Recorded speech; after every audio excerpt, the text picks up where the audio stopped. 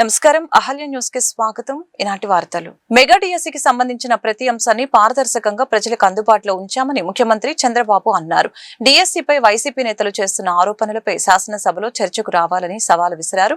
విద్యారంగాన్ని టీడీపీ ఎప్పుడూ నిర్లక్ష్యం చేయదని, ఉమ్మడి రాష్ట్రంలో పాఠశాలలు, కళాశాలలు, ఇంజనీరింగ్, వైద్య కళాశాలల ఏర్పాటుకి చర్యలు తీసుకుంటున్నామని తెలిపారు. డిఎస్సి అభ్యర్థులు తమ కష్టంతో ఉద్యోగాలు సాధించారని, ప్రభుత్వంపై కుట్రలు పన్నే వారిని ఎదుర్కొనే శక్తి తమకుందని చంద్రబాబు అన్నారు. మెగా డిఎస్సి నియామకాల అంశంపై ఏపీ శాసనసభలో ముఖ్యమంత్రి చంద్రబాబు నాయుడు ప్రసంగించారు.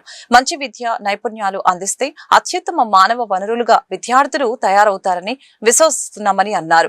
మహిళలకి ఉన్నత విద్యా అవకాశాలు కల్పించేందుకు మహిళా యూనివర్సిటీని ఏర్పాటు చేసింది ఎన్టీఆర్ఎన్ అని గుర్తు చేశారు.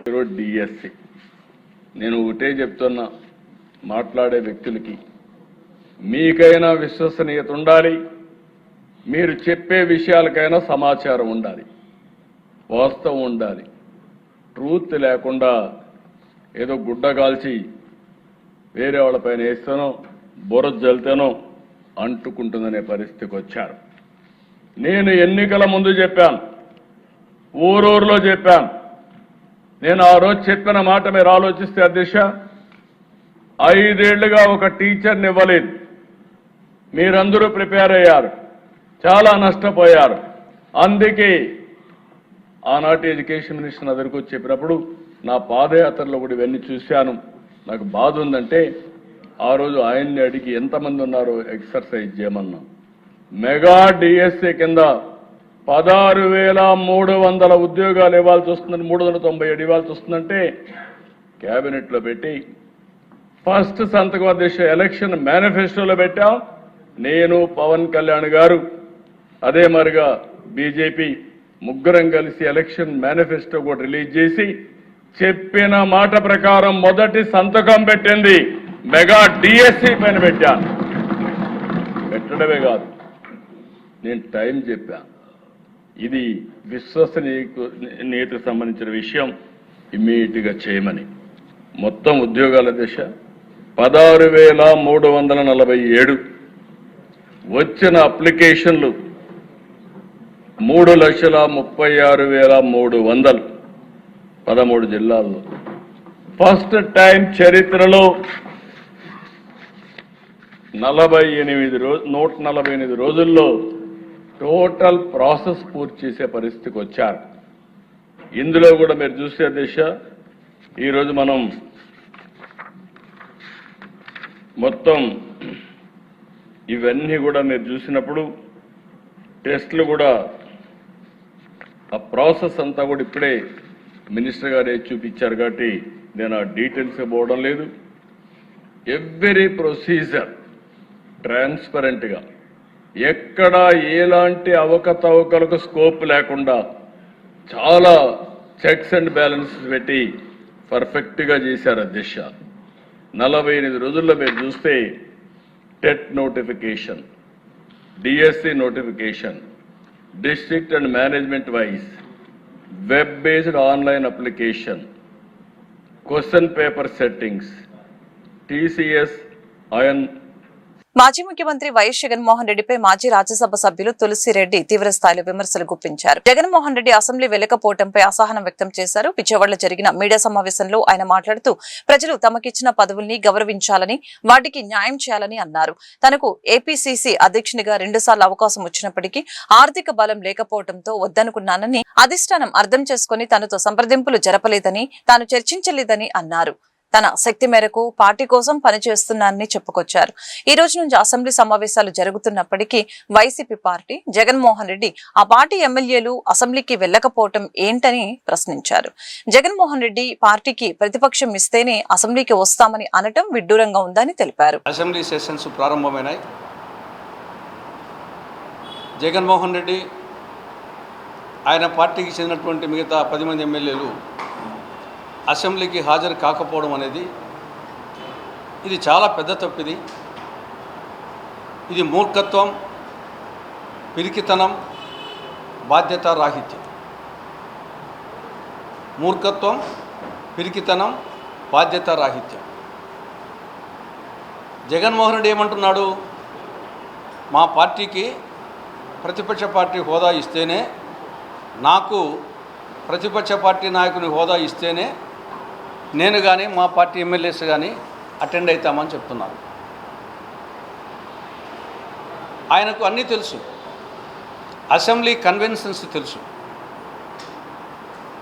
ఒక పార్టీకి అసెంబ్లీలో ప్రతిపక్ష పార్టీ హోదా ఇవ్వాలి అంటే, ఆ పార్టీ నాయకునికి ప్రతిపక్ష పార్టీ నాయకుని హోదా ఇవ్వాలి అంటే మొత్తం అసెంబ్లీ ఎమ్మెల్యేల సంఖ్యలో 10% ఆ పార్టీకి ఎమ్మెల్యేలు ఉండాలి. ఇది కన్వెన్షన్, రాజ్యాంగంలో లేకపోవచ్చు కానీ ఒక కన్వెన్షన్. ఆ విధంగా మొత్తం అసెంబ్లీ సభ్యుల సంఖ్య 175, అందులో 10% అంటే 17.5 అంటే 18 మంది ఉండాలి. వైకాపా పార్టీకి ఉండేది 11 మంది, కావాల్సిందేమో 18 మంది, షార్టేజీ 7. అందువల్ల ఆ పార్టీకి స్పీకర్ వచ్చేసి ప్రతిపక్ష పార్టీ హోదా ఇవ్వలేదు, జగన్మోహన్ రెడ్డికి ప్రతిపక్ష పార్టీ నాయకుని హోదా ఇవ్వలేదు. పోనీ ఈయన కోసం ఏమైనా కొత్తగా పెట్టారంటే ఇది కాదు. గతంలో ట్రాక్ రికార్డు చూస్తే ఉమ్మడి ఆంధ్రప్రదేశ్లో 1994లో అప్పుడు ఉమ్మడి ఆంధ్రప్రదేశ్లో మొత్తం శాసనసభ్యుల సంఖ్య 294, అందులో 10% అంటే 29 మంది. కానీ ఆనాడు కాంగ్రెస్ పార్టీకి 26 మంది గెలిచారు. 3 షార్టేజ్ ఉంది. అందువల్ల కాంగ్రెస్ పార్టీకి ప్రతిపక్ష పార్టీ హోదా ఇవ్వలేదు. అప్పుడు కాంగ్రెస్ ఫ్లోర్ లీడర్ అయినటువంటి పి జనార్దన్ రెడ్డికి ప్రతిపక్ష పార్టీ నాయకుని హోదా ఇవ్వలేదు. ఆయన ఓన్లీ కాంగ్రెస్ లెజిస్లేచర్ పార్టీ నాయకుడిగానే పి జనార్దన్ రెడ్డి బ్రహ్మాండంగా సక్సెస్ అయ్యాడు. ఈ ఆల్మట్టి ఇష్యూ కానీ మిగతా అనేక ఇష్యూస్ మీద బ్రహ్మాండంగా సక్సెస్ అయ్యాడు. అది స్ఫూర్తి కావాలి. గత ప్రభుత్వంలో రద్దయిన 26 దళిత గిరిజన సంక్షేమ పథకాలని వెంటనే పునరుద్ధరణ చేయాలని జై భీమ్ భారత్ పార్టీ అధ్యక్షులు జడ శ్రావణ్ కుమార్ డిమాండ్ చేశారు. విజయవాడ గాంధీనగర్ ధర్నా చౌక్ నందు వైఎస్ఆర్సీపీ ప్రభుత్వంలో రద్దయిన దళిత గిరిజన సంక్షేమ పథకాలని వెంటనే పునరుద్ధరించాలని డిమాండ్ చేస్తూ జై భీమ్ భారత్ పార్టీ ఆధ్వర్యంలో నిర్వహించిన సామూహిక నిరసన దీక్ష కార్యక్రమంలో ఆయన పాల్గొన్నారు. ఈ సందర్భంగా ఆయన మాట్లాడుతూ ఏ ప్రభుత్వం అధికారంలోకి వచ్చినా దళితులకి మొండి చేయి చూపిస్తూ వస్తుందని, గత వైఎస్ఆర్సీపీ ప్రభుత్వం దళిత గిరిజన సంక్షేమ పథకాలని రద్దు చేయడం బాధాకరమని అన్నారు. నాయకులు మారుతున్నా దళిత గిరిజన ఆదివాసీ బహుజనుల తలరాతలు మారటం లేదని, మన కోసం న్యాయంగా పోరాడే ఒక పార్టీ అయినా ఇప్పటి వరకు రాష్ట్రంలో ఉందా అని ప్రజలందరూ ఆత్మ పరిశీలన చేసుకోవాలని అన్నారు. దళిత గిరిజన ఆదివాసీ బహుజనుల పక్షాన నిలబడేది, వారికి న్యాయం జరిగే వరకు పోరాడేది జై భీమ్రావ్ పార్టీ అని స్పష్టం చేశారు. ఆంధ్రప్రదేశ్ రాష్ట్రంలో మీకు మేనమామని దళిత బహుజన ఆదివాసీ జీవితాల కోసం, వారి జీవిత అభ్యున్నతి కోసం నేను పాటుపడతాను అని చెప్పినటువంటి ఒక వ్యక్తిని నమ్మి చర్చిల్లో ఉన్నటువంటి చాలా మంది దేవుని మీద ప్రమాణం చేసి దీపాలు ఆర్పి ఓట్లేశారు. చర్చిల దగ్గర,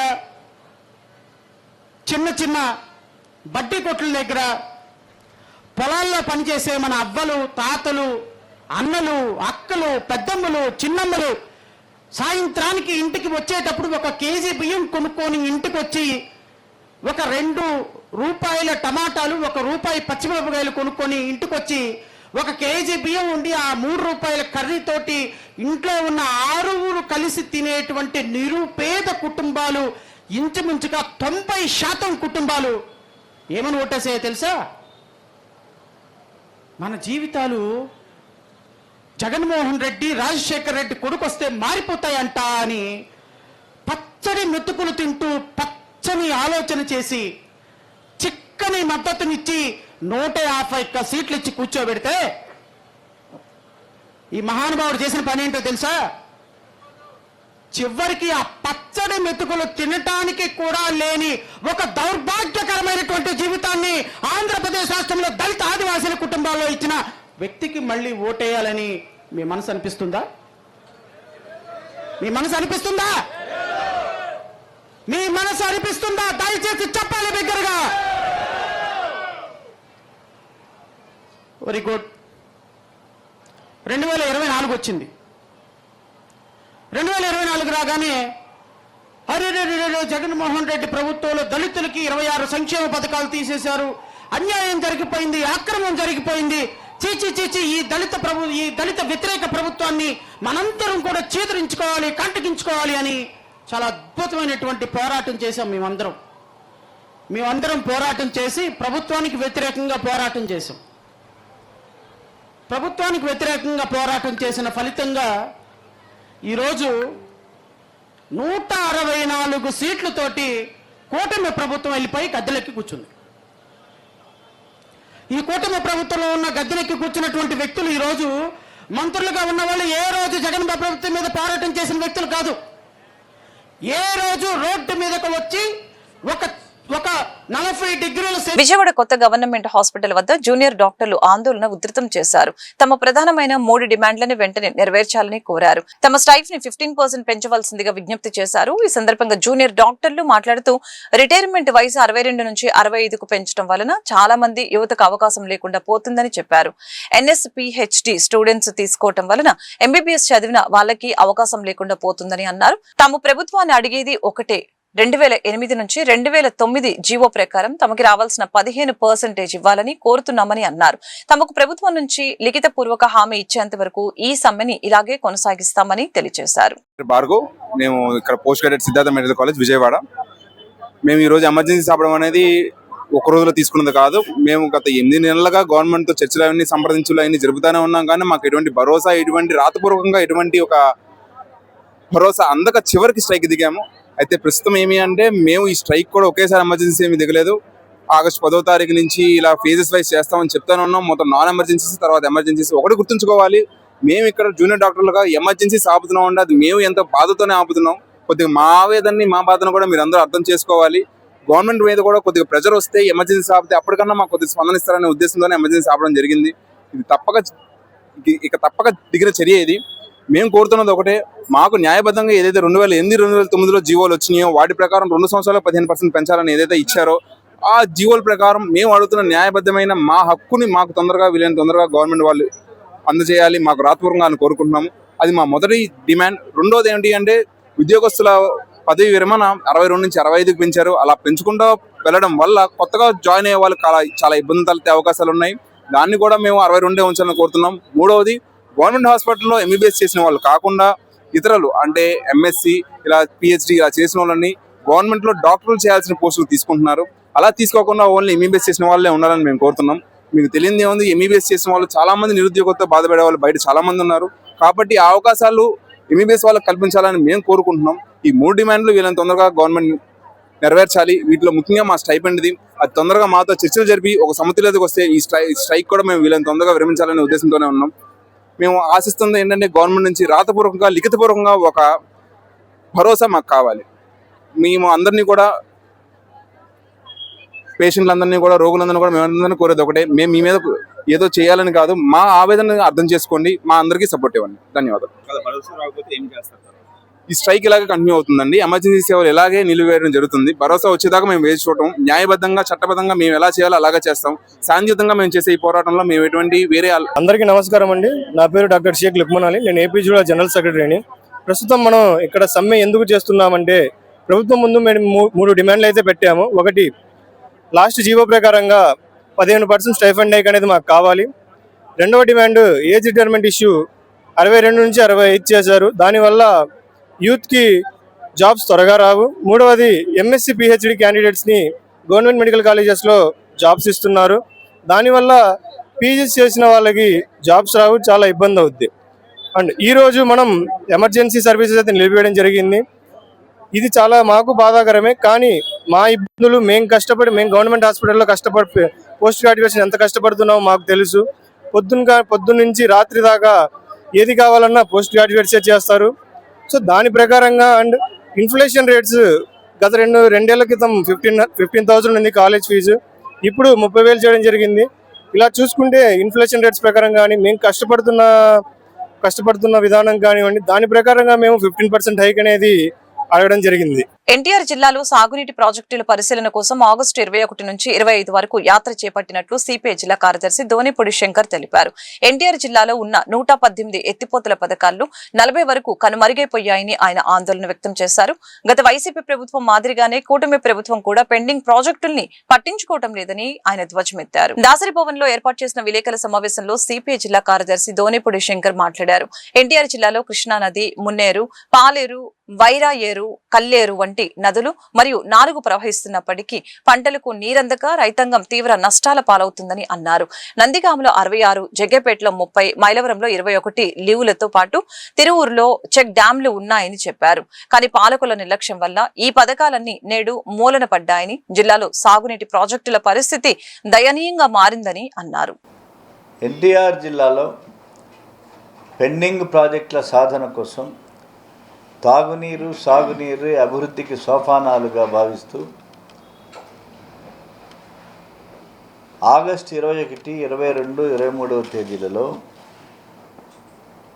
జిల్లా అన్ని నియోజకవర్గాల్లో సిపిఐ పరిశీలన జీపు జాతాని నిర్వహిస్తూ ఉన్నది. 21వ తేదీ ఉదయం ఇబ్రహీంపట్నం నుండి ప్రారంభమైనటువంటి జాతా 23వ తేదీ విజయవాడ నగరంతో ముగుస్తుంది. ప్రత్యేకించి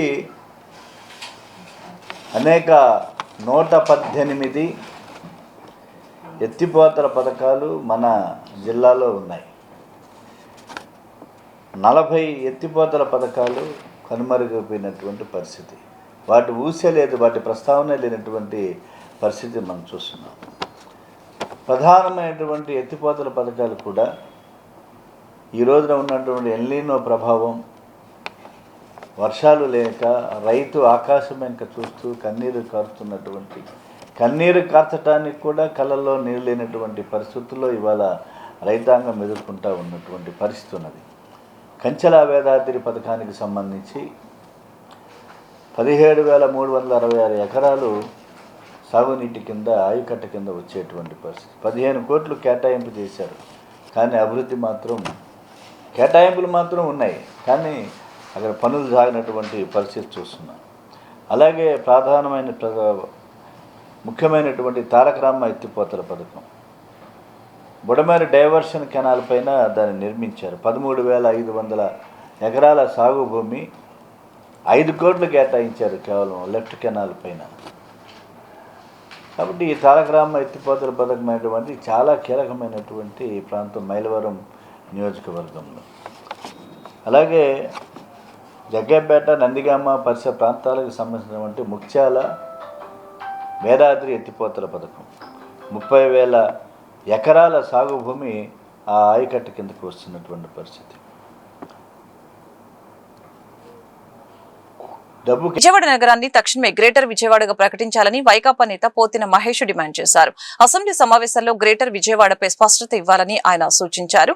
ముఖ్యమంత్రి చంద్రబాబు నాయుడు కూడా రాజధాని ప్రాంతంలో విజయవాడ భాగమని స్పష్టం చేసినందున నగరాన్ని గ్రేటర్ గా విస్తరించాల్సిన బాధ్యత ప్రభుత్వంపై ఉందని అన్నారు. బందర్ రోడ్లోని కలెక్టర్ కార్యాలయంలో నిర్వహించిన ప్రజా ఫిర్యాదుల కార్యక్రమంలో వైసీపీ నేత పోతిన మహేష్ పార్టీ నేతలతో కలిసి ఎన్టీఆర్ జిల్లా కలెక్టర్ లక్ష్మీషాను కలిసి వినతి పత్రం అందజేశారు. అనంతరం ఆయన మీడియాతో మాట్లాడారు. విజయవాడను గ్రేటర్ గా ప్రకటించకపోతే భవిష్యత్తులో నగరానికి భారీ నష్టం జరుగుతుందని తెలియజేశారు. గతంలో వైఎస్ జగన్మోహన్ రెడ్డి చెప్పిన మావిగన్, మచిలీపట్నం, విజయవాడ, గుంటూరు భాగంలో విజయవాడ అమరావతిలో కీలక భాగంగా ఉందని గుర్తు చేశారు. ఈ అంశంపై పురపాలక శాఖ మంత్రి నారాయణ, ఎంపీ కేశినేని చిన్ని స్పష్టమైన ప్రకటన చేయాలని, లేని పక్షంలో ప్రజా సంఘాలు, మాజీ కార్పొరేటర్లతో కలిసి పెద్ద ఎత్తున ఆందోళన చేపడతామని హెచ్చరించారు. విజయవాడ నగరం గ్రేటర్ విజయవాడ చెయ్యాలి. గ్రేటర్ విజయవాడ ఇప్పుడు చెయ్యకపోతే భవిష్యత్తులో జరిగేటువంటి అవకాశం లేదని కూటమి ప్రభుత్వానికి మేమైతే చాలా స్పష్టంగా తెలియజేస్తున్నాం.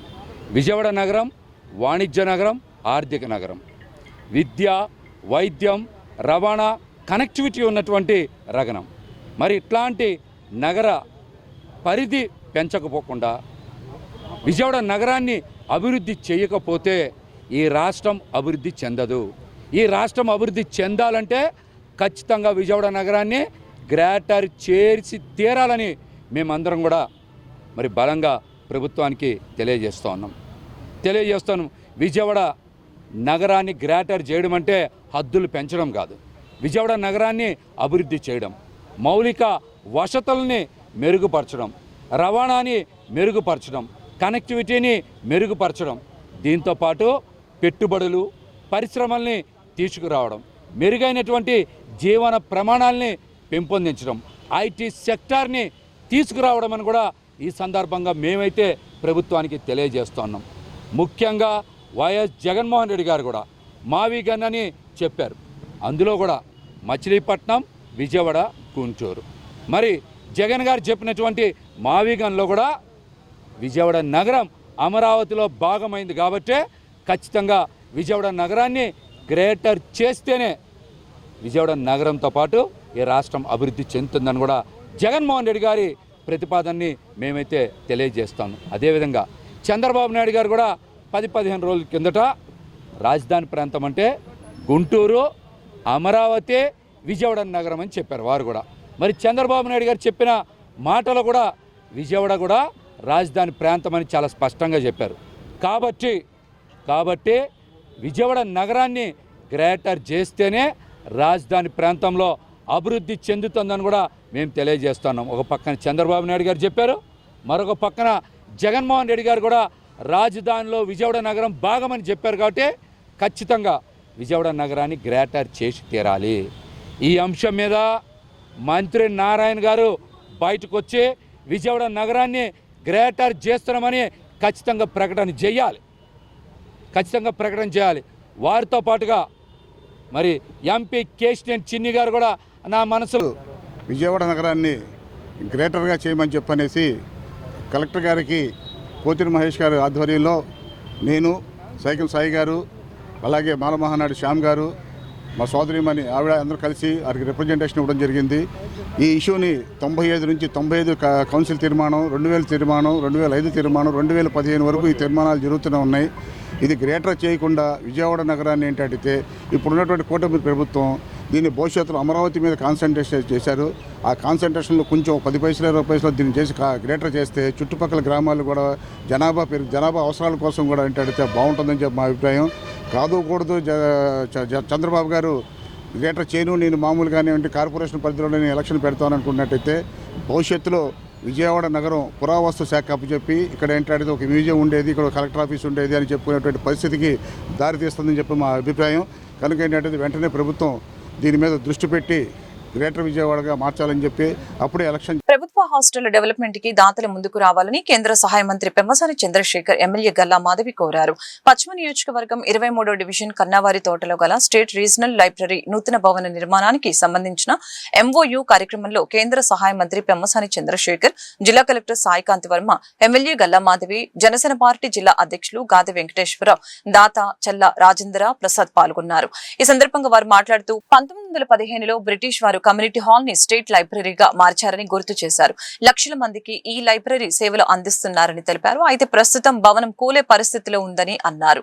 పేదవారు కూర్చొని చదువుకునే విధంగా 20 కోట్ల వరకు ఖర్చు అవుతుందని తెలిపారు. అందుకే రాజేంద్ర ప్రసాద్ తో స్టేట్ లైబ్రరీ బిల్డింగ్ నిర్మాణానికి MOU చేస్తున్నామని చెప్పారు. కానీ మన ఇంటి పెరట్లో ఉన్నటువంటి ఆణిముత్యాలను గుర్తించడంలో ఒక్కోసారి గుర్తించలేము. ఈరోజు ప్రపంచంలో బెస్ట్ కాఫీ అంటే world's largest private label coffee brand ని బిల్డ్ చేశారు ఆయన 30 సంవత్సరాలు కష్టపడి ఇటుగా పేర్చి 100 నుంచి 110 కంట్రీలకి ఈ రోజున ఆంధ్రప్రదేశ్ నుంచి కాఫీ వెళ్తా ఉంది. దాదాపు 1100 కాఫీ బ్రాండ్స్ లేబుల్స్ ప్రపంచానికి ఆయన సప్లై చేస్తా ఉన్నారు. 4600 మంది ఎంప్లాయీస్ ఉన్నారు. ఇటువంటి 30 సంవత్సరాలు ఈ విధంగా చేసుకుని వచ్చిన ఆయన ఈ సమాజానికి తిరిగి చాలా చేశారు. ఇదే కాదు, చాలా చేశారు. అయితే ఈ ప్రాంతంలో మనం అడిగిన వెంటనే ఇది దాదాపు G+ సెల్లారు అంటే ఈరోజు పార్కింగ్ లేదు, ఫ్యూచరిస్టిక్ గా ఉండే విధంగా గ్రౌండ్ సెల్లార్ తీసి పార్కింగ్ పెట్టి ఎంతమంది వచ్చినా ఇబ్బంది లేకుండా చేసి G+2 తోటి దాదాపు 47,000 స్క్వేర్ ఫీట్ బిల్డింగ్. ఈ బిల్డింగ్ కూడా చాలా బాగుంటుంది. మీకు రేపు ఈ రోజున కేవలం MOU డే కాబట్టి నేను అంతా రివీల్ చేయను, కానీ లాంగ్ టర్మ్ గా ఆ బిల్డింగ్ లో లైబ్రరీ నడిచే విధంగా, సస్టైనబుల్ గా ఉండే విధంగా, లైబ్రరీ కూడా కొంత ఇన్కమ్ వచ్చే విధంగా, ఎవరైనా సరే చుట్టుపక్కల ఉన్న పేదవాళ్ళు ఇక్కడికి వెళ్ళి కూర్చొని చదువుకోవాలి, 10 మంది స్టడీ పార్ట్నర్స్ తోటి కూర్చొని చదువుకొని కాంపిటేటివ్ ఎగ్జామ్స్ కానీ ఇంకో దానికి కానీ డిజిటల్ లిటరసీకి కానీ అన్ని విధాలుగా ఉండే విధంగా దీన్ని డెవలప్ చేస్తా ఉన్నాం. దాదాపుగా 18 నుంచి 20 కోట్ల రూపాయలు ఇది ఖర్చు అవుతుంది. ఫర్నిచర్ దగ్గర నుంచి అన్ని కూడా దానికి ఎంతవరకు ఖర్చు అయితే అంతవరకు వారే భరిస్తారు. వారి కుటుంబ సభ్యులకు కానీ వారు ఇచ్చినటువంటి పేరు అందులో పెట్టుకునే విధంగా మన స్టేట్ గవర్నమెంట్ నుంచి ఈ రోజున చేస్తా ఉన్నాం, ఎంఓయూ చేస్తా ఉన్నాం. దీనికి మన కలెక్టర్ గారు కానీ, అదేవిధంగా లైబ్రరీ డిపార్ట్మెంట్ నుంచి వచ్చినటువంటి వాళ్ళు కానీ, వందనాదేవి గారు కానీ, ఎమ్మెల్యే గారు కానీ అందరూ కూడా ఎంతో గత 6-7 నెలల నుంచి ఈ డిజైన్లు వీటన్నిటికీ వర్క్ చేసి ఈ రోజున ఎంఓయూ తీసి ఈ మీటింగ్ ఎందుకు పెట్టామంటే ఇక్కడికి చాలా మంది చదువుకుంటా ఉన్నారు ఈ రోజున.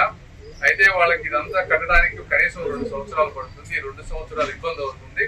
వీళ్ళని ఆల్టర్నేట్ ప్లేసెస్ చూపిస్తున్నాం ఎక్కడ చదువుకోవాలనుకునే విధంగా.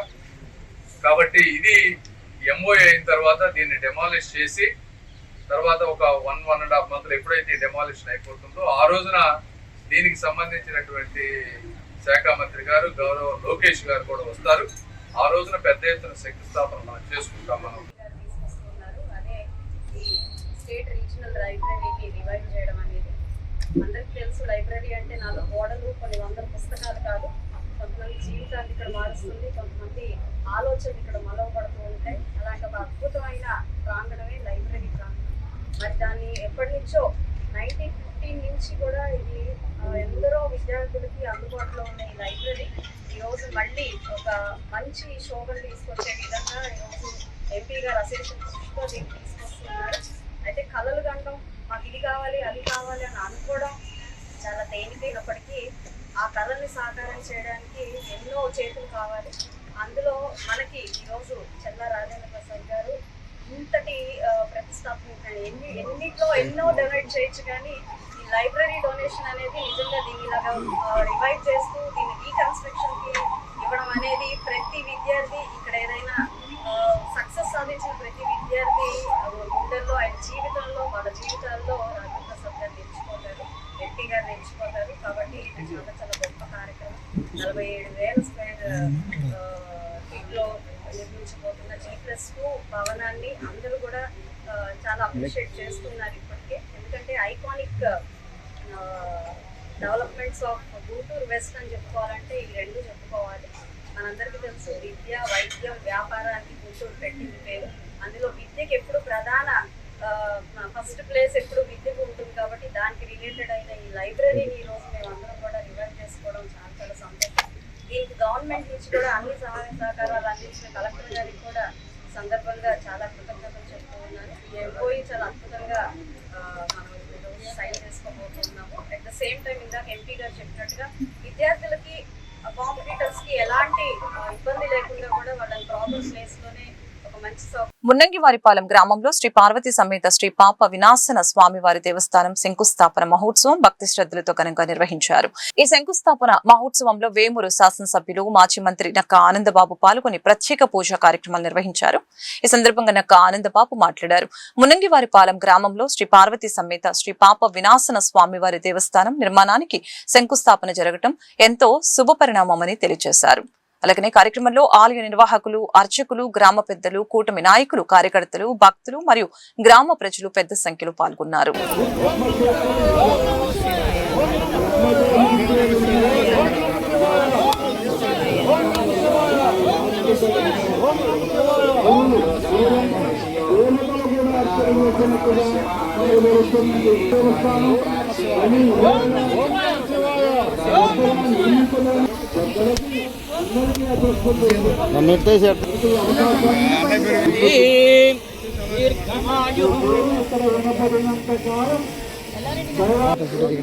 దిగుద్దా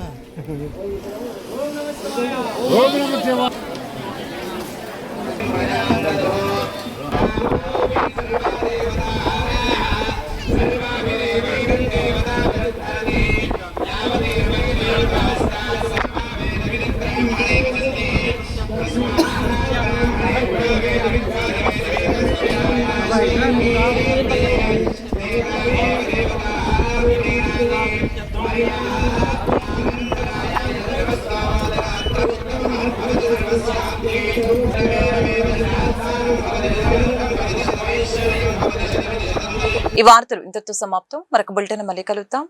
నమస్కారం.